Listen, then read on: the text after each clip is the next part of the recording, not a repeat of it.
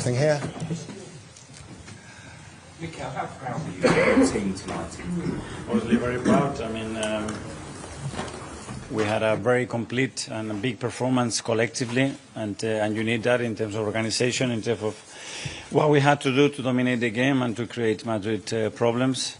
And then this night is about all the two factors. One is the atmosphere that we created 15 minutes before kickoff already, something I haven't seen before. So playing with that energy, with that commitment, with your crowd makes a huge difference. And then magic moments, individual moments that decide football matches. And the first two goals of Declan is just, I think it sums up the night.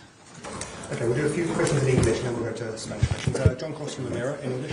Mikel, was Declan always determined to take those free kicks? And tell us about his quality, because I think that the first that he scored from direct free kicks. He's been very determined, because we have talked in the last few months. We haven't scored a direct free kick since September 2021, Burnley away, Martin Odegaard.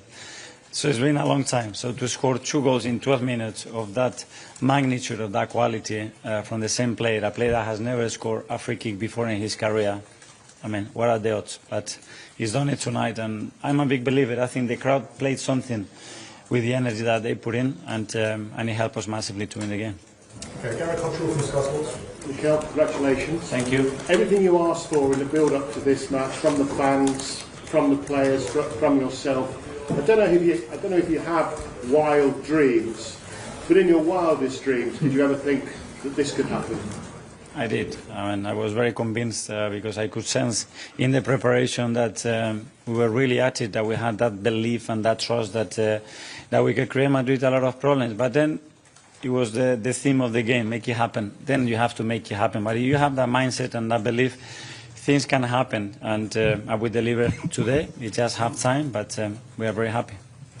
Sam from Telegraph. Hi, Mikel. Hi. Are Bukayo and Dec both okay? What were the issues? Yeah, I think Dec had an issue with the foot. I don't know if it was a tackle or what was it. And Bukayo, after he got tackled on the foul, I think he had a knock, and he had to go up. Serious? He doesn't look serious now. Alex from the BBC.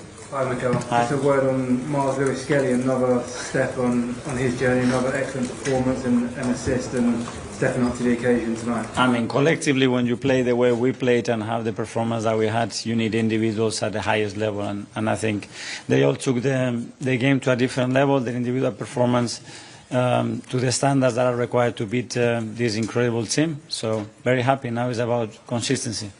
Tom from Football London. Mikel, there's so much talk about you signing a striker, but have you already got him in Mikel Merino? Well, it's been a season that we have to adapt constantly, and we went through a lot of things. We lost probably our best defender as well for 4 months, and Jakub comes in and he delivers the performances that he's delivering. It's not a coincidence, the way they train, the way they apply themselves, and the way they help each other, I think, produces those moments. And with Mikel is again his commitment, his desire to learn the position, to constantly be thinking on what he can offer to the team, and the team adapting to his qualities to try to deliver the best outcome. Mikel from Independent. Hi Mikel, there's always a lot of talk about Madrid's aura, and it's going to come up before the second leg. I mean, did you work on that kind of psychology of the team beforehand, like breaking them down, just looking at them as a mortal team? Yeah, but especially that it was about us. That my feeling was that the team was super convinced, and we had the trust that we could do it because we've done it for now big periods against the best opposition that you can face in football for 2 years. And if you can do that, you can do it on the day, and especially with our crowd at that level, I think elevates the level of the team. And we have managed to beat them. Was it important to get this big win in Europe as well? Because obviously Bayern was the first match against one of these major clubs. Was this kind of a threshold? Yeah, I mean, you have to continue to make steps, and tonight we have one in the right direction for sure. And now it's half time, and now we have to go to the Bernabeu. We're going to have to elevate the level again to be the team that we want to be there, and to prepare the game to win it. Amy Atherton. Hi Mikel, is it possible to put some perspective on this kind of night, in the sense that people are talking about it being maybe the best performance at the Emirates in the history of this stadium? And when you think about when you came into a team that wasn't always in Europe, had to spend some time in the Europa League, get back into the Champions League step by step, Can you feel that perspective of what a result of this significance does, how people feel about how you feel about your team and what they can do? Yeah, I do, because I know how much work and how many decisions a lot of people has made in this football club to live the night that we had tonight. I told them thank you so much for making us enjoy the journey to come here, and thank you for me feeling so convinced that tonight we're going to do it and we're going to make it happen. And it was a genuine feeling, because I think we are prepared to do that, and now we have to go to the Bernabeu and do it, and that will be another step. After drawing against Everton, how did you get the players up for this and against their psyche? Of course, when you look at their Real Madrid lineup, the stars from top to bottom. How did you get them so ready for it? Well, a completely different game, two different worlds of football and demands from the opposition, and you could sense, I mean, they've been waiting for this game, you know.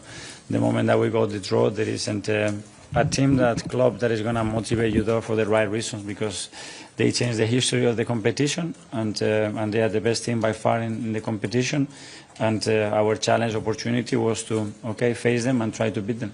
It's obviously just the first leg, but do you feel that you've accomplished something here by going through past Real Madrid? We're going to enjoy the win, because we feel we deserve to do that, but we know it's just half-time, and we're going to have to be even better in Madrid to go through. Okay, last two in English. Firstly, James from CBS. Mikel, you said the word half-time a lot already, and I'm sure you'll be saying it a lot over the next 8 days. Does it in any way help that it's Real Madrid and it's at the Bernabeu, and the players know what happens there? Is that going to help them keep focused and make sure they don't think the tie's won? Yeah, well, they were talking about it immediately. You know, great, enjoy it, and now let's prepare Saturday very well, and then we'll have the time to prepare the next challenge in Madrid. But they are all very excited. Okay, Phil Pierre. Hi, Mikel. I know you keep saying it's only half-time, but what sort of message does that win send to the rest of Europe? And do you think Arsenal should now be considered as the favourites to win this? No, because we have a tie that we are just, again, in the middle of it, at half-time, however you want to call it, and there is still so much to do yet. Okay, questions from the Spanish media. Firstly, time for Michael. Hola Mikel, ayer me comentabas que estos tipos de partidos se suelen resolver en un 33% de estrategia. Hoy han sido los dos primeros. Hemos visto unas imágenes de Nicolás Jover diciendo que hiciera la banana antes de que Declan Rice marcara el primer gol. ¿Estos dos primeros goles los consideras estrategia o simplemente calidad del jugador?